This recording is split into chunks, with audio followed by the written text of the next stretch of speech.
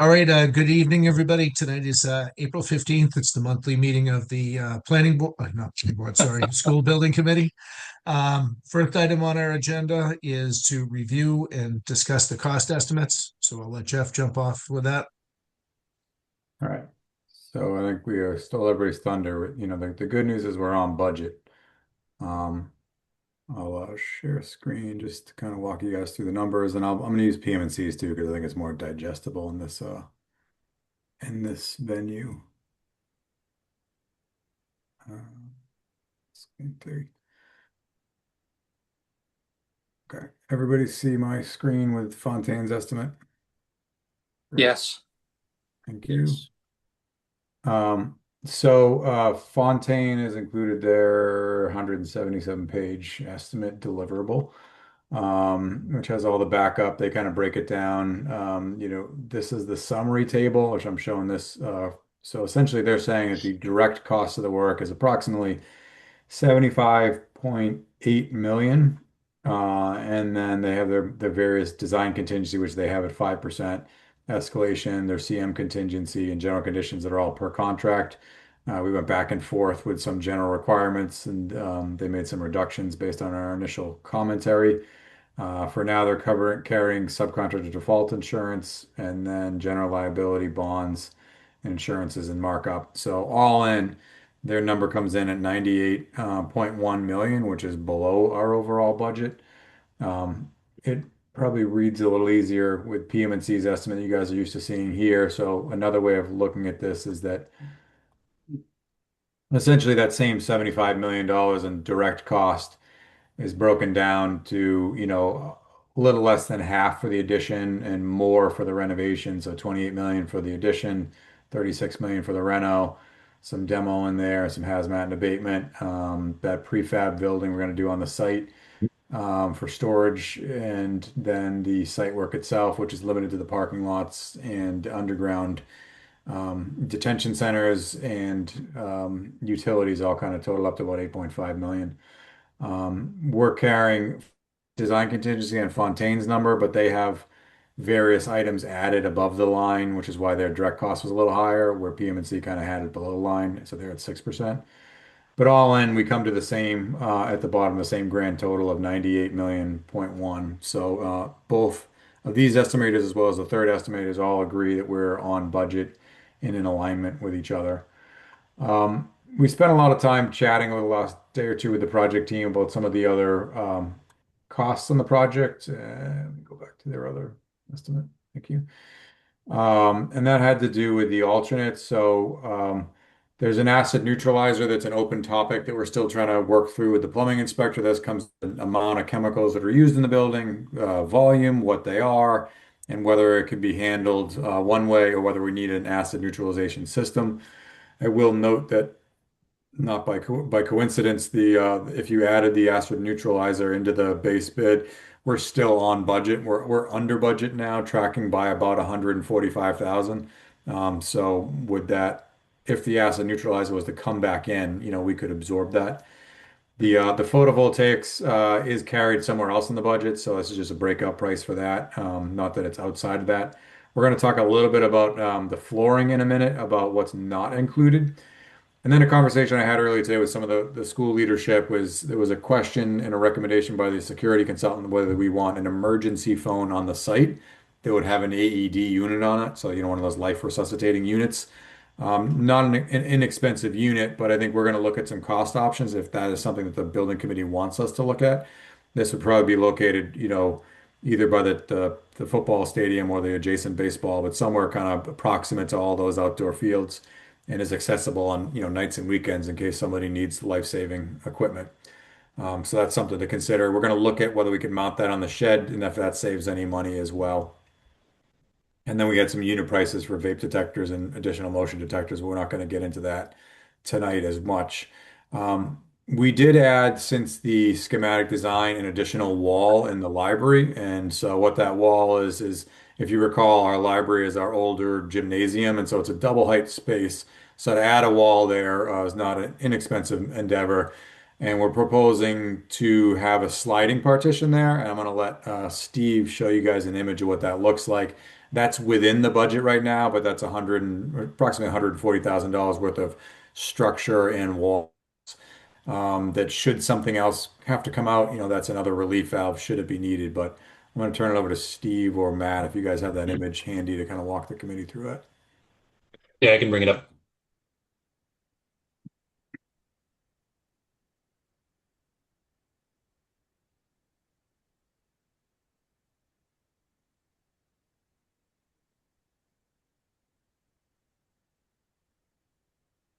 Everybody see the screen now and the image?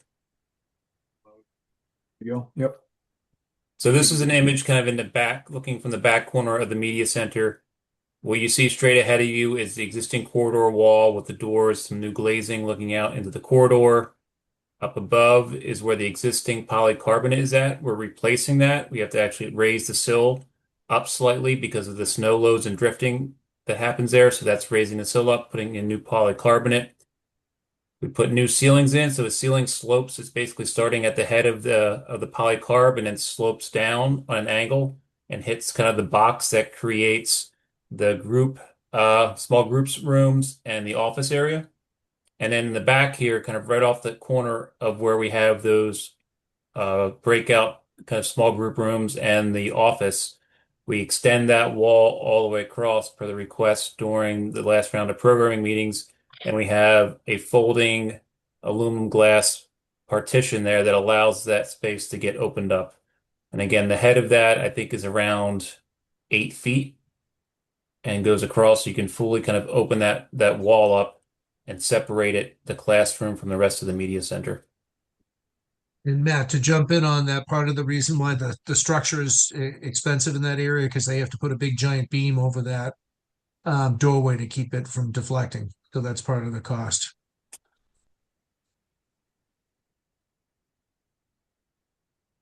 Any questions or comments or anything else you want me to go over here? I'll turn the screen back over to you then, Jeff. So, the good news is that we're on budget, so we do not have to entertain any value engineering tonight. So we're in a position where we're ready to submit to the MSBA, should the committee be bought into that. But before we get to that, I do want to talk about the flooring. And Matt, I have that floor plan pulled up if you want me to share, if you want Can to I ask a question before we get to that? Yep. Which is just the checkpoint. It's really the 3.3% escalation we're carrying. And I'm going to ask that, throughout the whole thing here, are we still comfortable with that, right? Whatever is going on in the world, we're still comfortable with that as a reasonable escalation to carry in the budget. I'll let Fontaine answer that. So I think right now is obviously a lot of uncertainty as it relates to fuel prices and general potential supply chain disruption and things like that. I think 3.3% is where we should be today. We're going to have another good opportunity to look at that at our next design milestone, next estimate milestone. We're going to have a few more months of hard data across other jobs to refer to. And I think where we are right now is a good place to be. We are mindful of the outlook and how fuel prices and things like that and how the global climate's going to translate into construction dollars. But where we are right now, I think, is where we should be. And again, we'll have another chance to look at it at the next design iteration. Good. Thank you. There are value engineering items that we can certainly address if people want to do it now, but we felt that we're on budget. I didn't want to have the escalation too high at this point because we want to wait and let some of those things play out, but there are levers that we can pull should they be needed along the way. I just want to be, as a checkpoint as we go along, make sure we're still on target with that. And I know no one can see crystal ball here, but I just want to make sure that we're doing what we think is the right thing. That you guys are saying we're carrying the right amount at this stage of the game. I think so. Yep.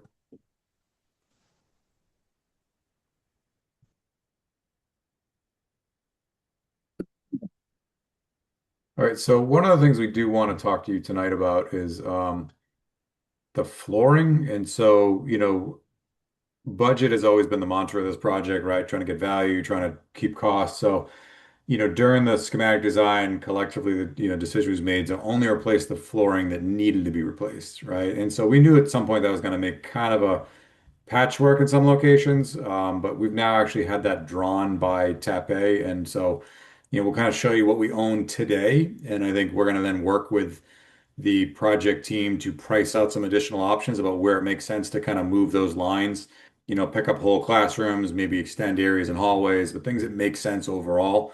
But I'm going to let the design team kind of talk you and walk you through all that now.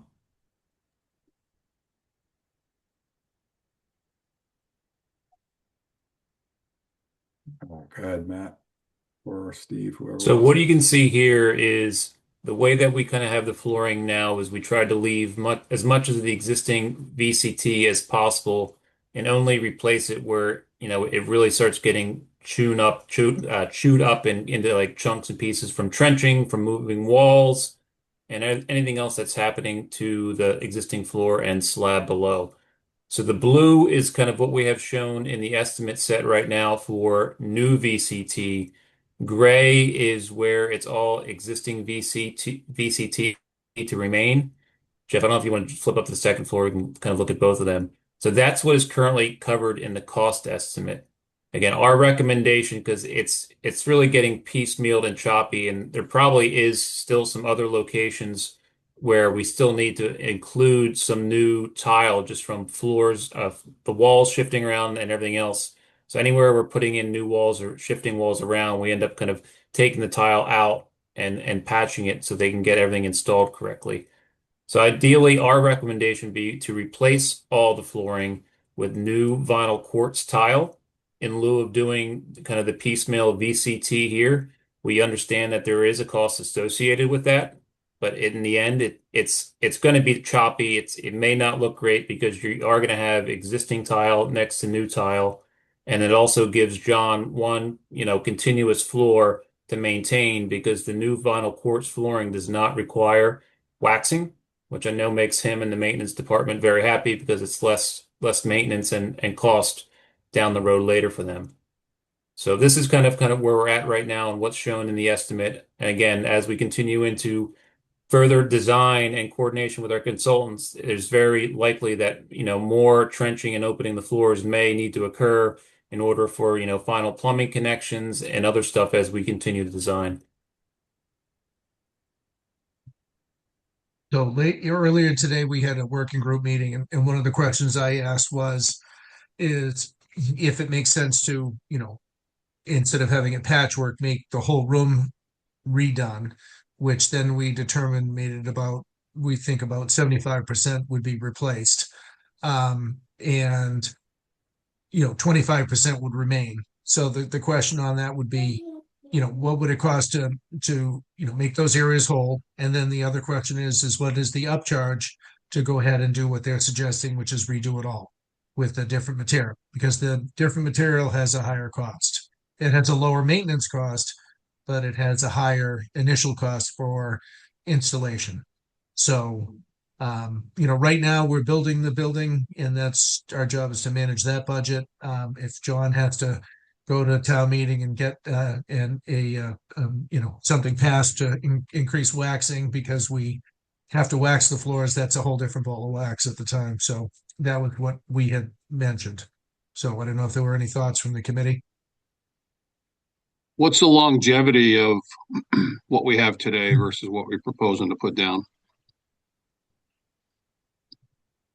The VCT will last 50, it's lasted like 50 years. It'll last, if they wax it and maintain it, it lasts a long, long time. The new stuff is, that has, I would imagine, Matt, a similar, that would be a, 30, 50 year tile. So that, both would be the same. If we left some remaining, there would be tile there that was older, and then we'd patch it in. We'd be doing that as a cost saving option. But it may not be worth it. It may be such a small percentage that it's not worth it, but we have to have some numbers to be able to make that decision. So Yeah, because even if we do get the same exact tile manufacturer and color, if it even still exists, it's never going to match. So it's just one thing to keep in mind. Yep.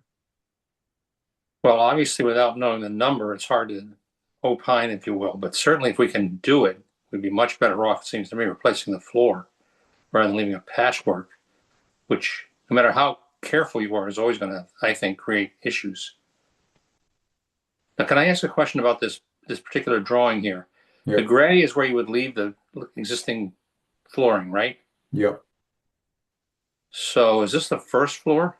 So this is the first floor. So you kind of come down the corridor and then you dip down here because this is all the library. Everything in blue is the existing library. So when you come But down halfway from through the principal's, hallway, it changes. yeah, so the hallway is the one piece that stays the same, and everything in the library, which is currently carpet, then gets that tile floor. And then the hallway, the vertical one there down below, which is out in front of the auditorium.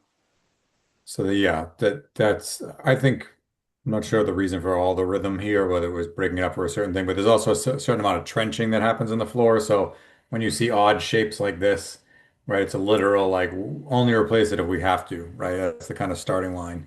And so Yeah. you end up with odd shapes like this that should be adjusted. I don't know the rhythm here, Matt, if there was if there was There's I think mention it's trenching that trenching goes and with it. cleanouts get replaced there. cleanouts get replaced. Okay. Yeah, I looked, and also, and to be fair to what Matt said earlier, when they get into it more, we may have to trench more in the, in it because they're going to find stuff. We're going to have to, chase a pipe down that we didn't know about, and so, more than likely it'll expand to some degree. Yeah, and we should also, we should take a holistic look because over here it's on the opposite. Although this plan's not colored, we have all new flooring here. But then, I don't think everything in the hallway is getting replaced, is it, Matt? Everything in this is Now, from some here. of that's existing terrazzo, which is existing to Right. remain. We're trying not to touch that terrazzo. Okay. That's what I thought. Okay. So, there's different floors, there's different things back with a kind of a more holistic plan. But I mean, the short answer is if you do all of it, if you did all the flooring, it's a six-figure number, probably closer to $500,000 by the time you do it everywhere throughout the building. But we'll come back with options and Yeah. look at what those are, and then dial it in what the overall cost will be. And then we can also look at different flooring products as well. All right, there's multiple tiers of those other flooring products, and so you guys can make a value judgment on that as well. Yeah, I guess that I would like to just be sure, like Jim asked earlier, are we going to leave flooring that's going to have to be replaced in the next 20 years? Because I don't want to do that if we don't have to. That's for sure. I mean, the flooring has been in place for 50 years. If it lasts for 100 years, okay, fine. But obviously, it hasn't been the case as the building has morphed. So, anyway. The I'm other not- concern I have with, Sorry. the other concern I have with leaving it piecemeal like this is there's going to be damage to it throughout the course of construction, because then you're going to have to be protecting this 50-year-old vinyl tile while heavy work is going through there, which seems almost not worth it. Yeah, Sarah, the other thing I wanted to chime in, like the last time I was in the building, I kind of did a careful walk through the corridors, and there are places where there's already tile that's either damaged or broken or missing in those spaces. And so, while those are isolated scenarios, those are not reflected in this plan. So like those are minor things, but I think there will be a little bit more fragmentation throughout some of these corridors.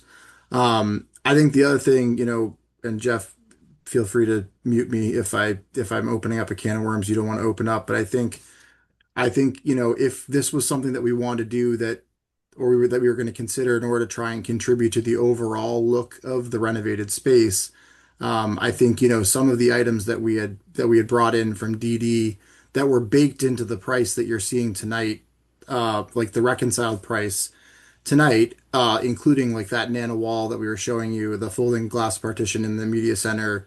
There's if we wanted to prioritize the flooring, then there is something that says that we could remove that folding partition instead as a way to try and buy back cost savings. It's just a question of what the priority is for you guys. Yeah, and and I agree with what Sarah said. I'd actually mentioned that earlier. And that's the kind of the balancing act that we have to do is, we've got asked for new things. We have asked for things that we need to upgrade, which we're deciding along the way, and we still have to stay within that budget. So there's going to have to be give and take. Yeah, I mean, and because of the time frame of when this happens too, we can also price a lot of the flooring as an alternate, right? So, Fontaine's going to give you an initial GMP that's kind of higher, right? And then they're going to buy out all their subs. And so this is one of these ones where, it's a filed sub trade, but there's opportunities that, as the GMP gets finalized, there may be savings that gets kind of wrung out of that initial number, on the first day of bidding to where we finally land on the GMP. And there may be opportunities to kind of bring some things back in. And because this is the last thing you're doing kind of in the end of the renovation phase, there may be opportunities to kind of buy that back in a later date as well. The only scary thought I had on that is like with the nano wall. The nano wall, you have to order that, quite a ways in advance. That's a 10-month lead time for that. So, we have a time frame on when we have to make this decision. Yep. Yeah, and I think we'll do our part to arm you with that time frame too. I know we did do those nano walls as an add alternate on our last project with Tape, and we're able to add them back in, but we'll give you all those dates and arm you with the ability to make an informed decision on that. Yeah, the I've right done time. that as well, where you put the steel in at least baked into the process, and then it's an add alternate for actually putting in the glass wall later. You get to it a little closer to when you know what you have left of contingency.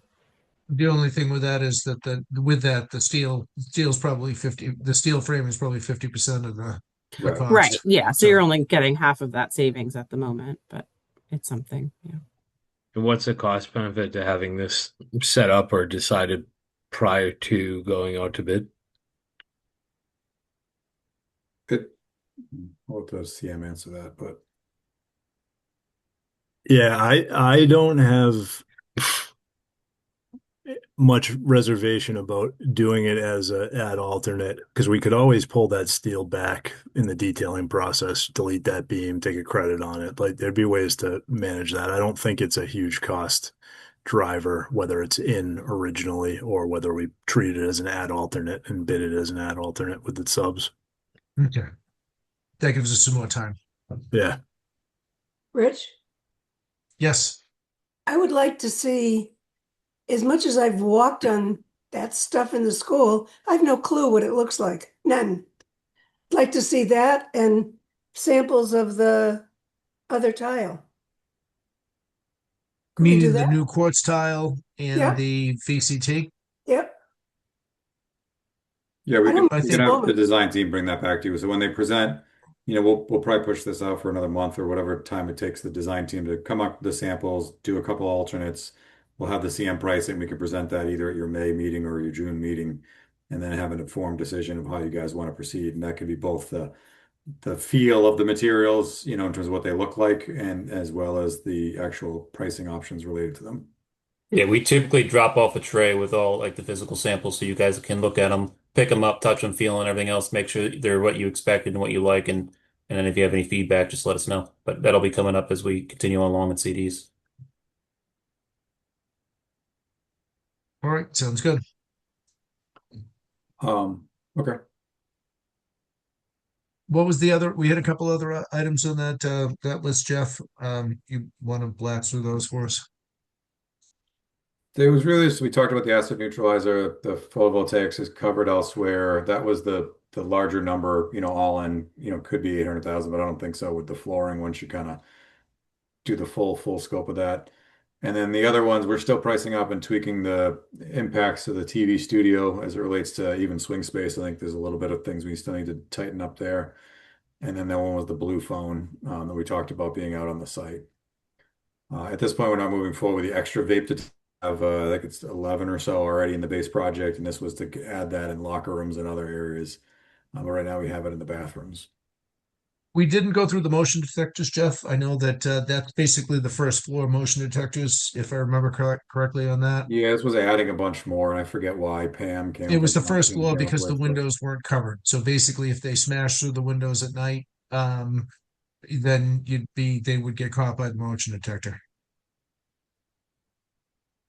So that's just a nice to have you guys can consider at the end of the day. I think these things can live on the list. We also have the VE list too. So when we come back with numbers for the flooring, we'll have a parallel list with the value engineering, because in order to put in a couple $100,000 worth of flooring, you're gonna have to take something out. So we'll go through the VE process in parallel with the flooring, and then we can kind of talk about some of these other adders at that particular time as well, if that makes sense to the group. Well, I think it's important for us to really look carefully at the security items. I mean, if the police chief, for example, believes that this motion detector is an ideal situation based upon what we deal with in terms of, response time, then I don't think we should compromise. No, this was brought up by the consultant, and it would be off hours is what they were looking at those. If it's what I remember, she had talked about putting them basically in front of all the because they have lower windows there, which do have a film on them. And that would be if someone got into the building, it would set the motion detector off if they get in through the windows. But they'd have to get through the windows, which have the film, so it means that they'd have to smack it with a hammer. So it wouldn't be, an easy way to get through. You're correct, Rich. So basically, it's a motion detector in each classroom perimeter space along the wall, covering those windows. Is that in the reno part or the new part, or which, or both? Both, I believe. It's the renovated portion and the new addition. Yeah, I just looked at the drawings. It's both.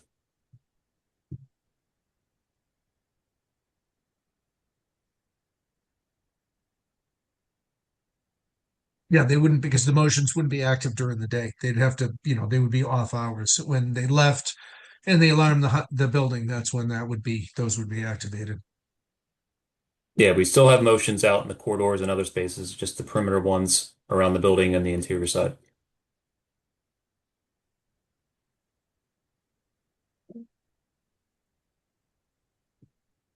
All right, I think we got through those, Jeff.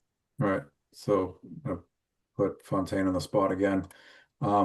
They gave us their phasing plan this afternoon, kind of updated, hot off the presses, because I had asked, to have an update on that. You guys had seen some of this before. The part where I wanted to bring this up here is that, this is kind of showing when we break ground in March of 27 to the end of school, and then there's a separate one here for what it looks like when school's not in session for the summer of 6 through 8, and then back in the fall, what it looks like for the rest of the balance of the year. So I did want to kind of start to broach the topic here. I'm not looking for final understanding, but the part I did want to talk about was what happens kind of off on the right side here, which is that they were proposing kind of parking in these gray zones here. I think we need to look at that in terms of bus operations and how it all kind of functions and flows. I get from a big picture the parking they're asking to have, right, as we displace parking around the site and how they need a certain amount of laydown area. We do have the brook we have to deal with, and what would be a required setback there for a no-fly zone. And so the question is, the other side of the land is not utilized other than practice field, I believe, but I'm looking for John and Bob to kind of comment on whether certain storage could happen on the other side of the brook, and is that a non-starter? We did go out and look at that together. John and Nick and I went out, and basically the spot that's adjacent to the road, just as you come in, is just basically lawn area. They don't use that necessarily for any practice field. That's further down the way. And then on the other side where it says Gate A, that area there is where they have the bonfire, and that's just unused space at this point in time. Now, what I understand is that space on the other side of the brook, kind of close to where you come into the school, from what I understand, floods a lot. So just be wary of the fact that if you're going to use that space, that there's a potential for flooding over there. But that is a little higher. Here is used as a practice field. Say that again? That is a little higher up in that area. It does where you can see the brush. That area floods typically. No, yeah, he was saying the practice field that they actually practice on. I was talking to my kids about it, and quite often that does get somewhat soggy. It puddles. Yeah, it does puddle because it doesn't drain. Yeah. But it's not. It's basically it's flat. It's not necessarily. It's just poor drainage. It's a bad soil. Yeah, I'm just thinking equipment moving around on that. There's a potential for that to give out. Well, that's why we hire a competent contractor to figure all that stuff out. So I don't know if Chelsea, if you have That's anything right. else you want to say about this, but it's a work in progress. I mean, I think what we need to collectively do is understand the real parking count at the middle high school and Clyde Brown need totality. And we're going to look to Bob to help us kind of tell us how many staff you have and who parks there regularly, and then how much. There's a lot of open spaces today over at the lower Clyde Brown lot or over where the temp buses are, the short buses, if you will, the vans. So we want to kind of tally up what you need, what's available, and what we would have to, preserve and or create around the middle high school. So, contractors are going to have the further walk, but if we know that that lower lot by Spring Street, by the lower Clyde Brown lot is available and we got 30 spaces there, we can leave all these spaces that are shown here for the school and we'll walk that line. Some of the other CMs proposed a temporary lot over on Monroe Street, but then you got to restore the grass over here. So there are a couple of sub options, we can kind of talk through that. But the first thing is, what is the parking count? And I know that changes at the middle high school because by this time of the year, all the seniors can drive and juniors. And then all of a sudden it kind of hits a cliff and you reset in the fall every year. So, understanding the kind of the worst case parking count we need and the best case starting point in September would be two good data points to have. Jeff, one other thing that I'd love to understand is like that there's that one pinch point right behind home plate for the baseball diamond and how that's gonna kind of be navigated. Because at some point when you dig the foundation wall out, you're gonna kind of go to the edge of that orange borderline and how a truck's gonna get in and out. I think our team has that same exact concern. I think what Jeff is sharing is really, the PM team getting on site, talking with John and Rich, and starting to think through the navigation of a tight site and what we can, make work with what we have. So this is the first pass. There's still lots of questions, and I think to what Jeff was saying is we expect over the next few months that our team is going to work pretty collaboratively with the entire group to try to nail down the best way to address all of those little pieces, including we're having the exact same conversations about how we make that corner work when that addition really starts going. And, we've got to move trucks around and there's a lot of things to consider because it's going to be an active site as well. So. Yeah, and Al, we're all out there next week, Wednesday, to now that we've got some of this down in paper in a digestible format to go sit and walk all of it. And we'll eventually need to stake the corners of that building and look at, do we do temporary panels there so we have the flexibility to move them for a period? How do we coordinate that around baseball season, et cetera? So I think we also, just so you know, Joel, Matt provided us with pull points off of the building.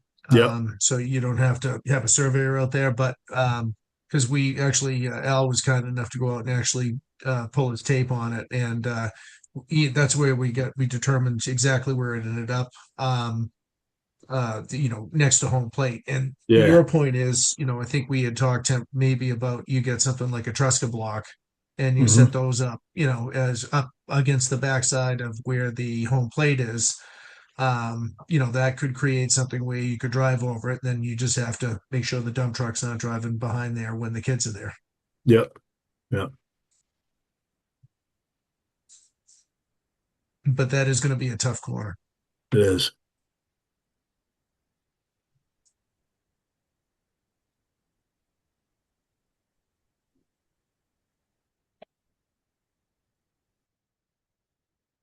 Jeff, you're muted.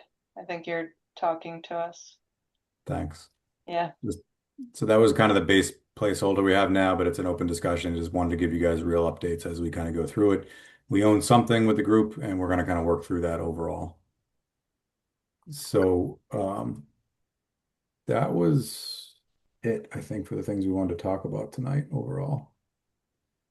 Looking at my team, did I forget anything, Matt, Emily, or Chelsea, that we wanted to cover with tonight's topics? I think we're good. Yeah, I think we hit everything. Just going back to my other notes.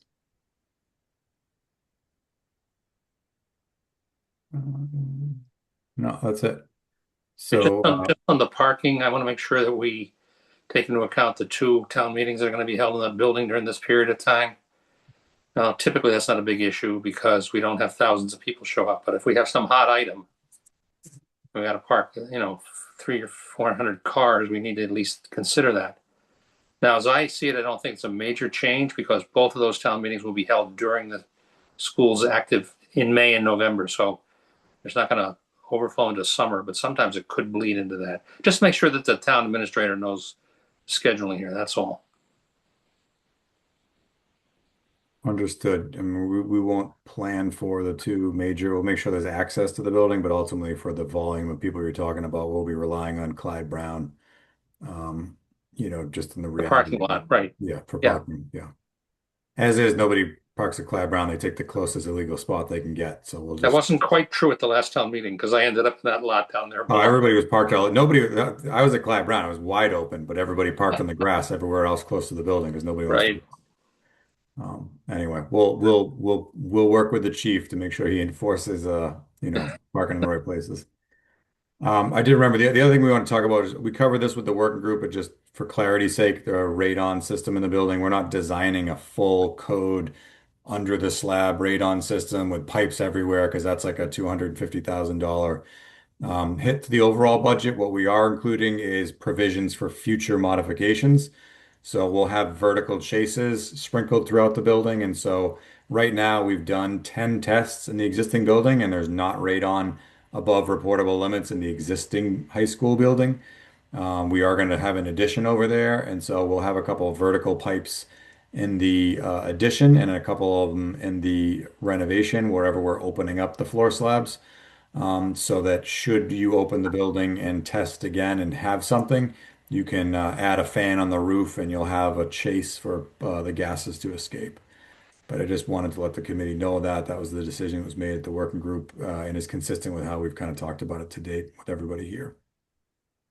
Jeff, I owned a radon mitigation company for 8 years.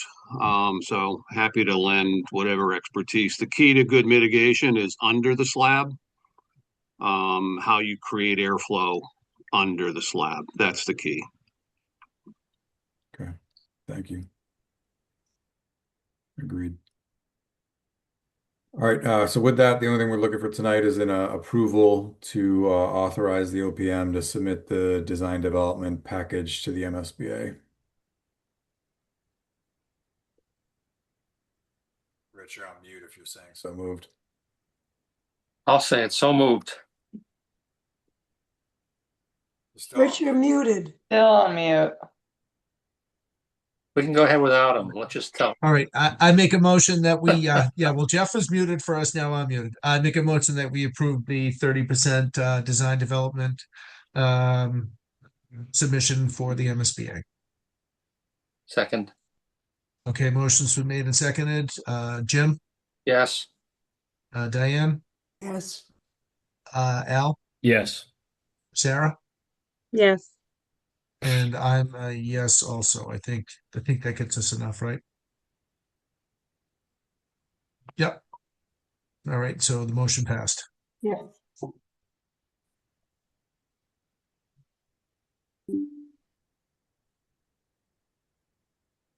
Now this is Okay. going in this week, right? You're muted, Jeff. It's going in this week. It's gonna go in tomorrow. Yeah, so we're wrapping up the that. documents now. We'll be issuing them by the end of the day tomorrow. Is the MSBA behaving these days? It's a good question. Never mind. Depends on which person you get.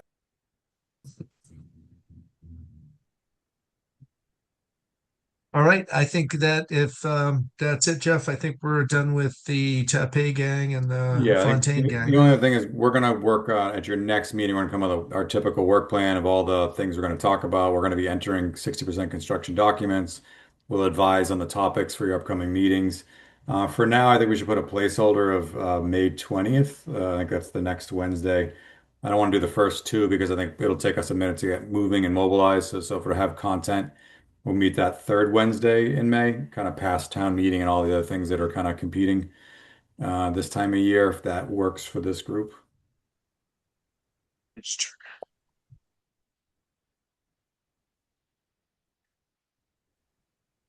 Yep, that's good. Good for me. Good. Cancel on the 20th for the next SBC meeting. At your next meeting, we'll have a whole calendar of all the topics we're going to discuss in 60% CDs, which brings us through the end of July, and then we re-engage on the pricing exercise in August and kind of continue on along the way. Okay. With that, turn it back to you, Rich. I think you have some bills and minutes to Yep. approve. Okay, well, once again, I thank the Tepe gang and the Fontaine gang, and have a good night, and we're Thank gonna pay you. some bills. Thank Thank you, everybody. Have a you. good night. There.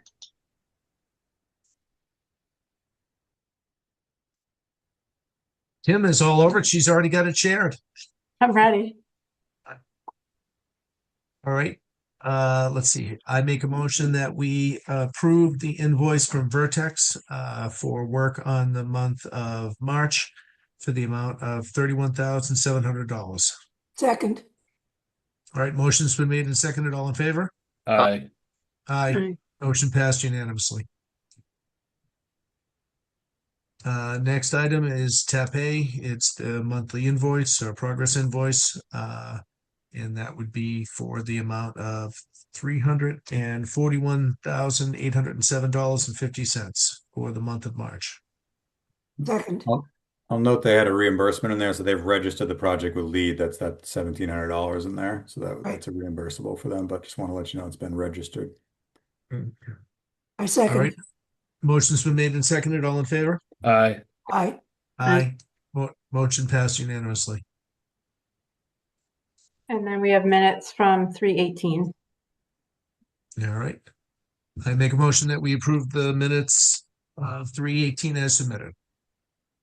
Second. All right. Motion's been made and seconded. All in favor? Aye. Aye. Aye. All right. Motion passed unanimously. All right. And unless there's anything else, I think we're all set. I'm assuming the 20th of May is at 7:30, right? Yes. Yep. Well, we're making good progress. We're getting there. We've got a good path going forward. So, all right. Well, with that, I wish everyone a do. Motion Have a to great night. adjourn. Motion to adjourn. Yeah. Motion seconded. All in favor? Yes, yes. Aye. Aye. All right. Good night, everybody. Good Go night. to your taxes, everybody. Yeah. Thanks, Bob.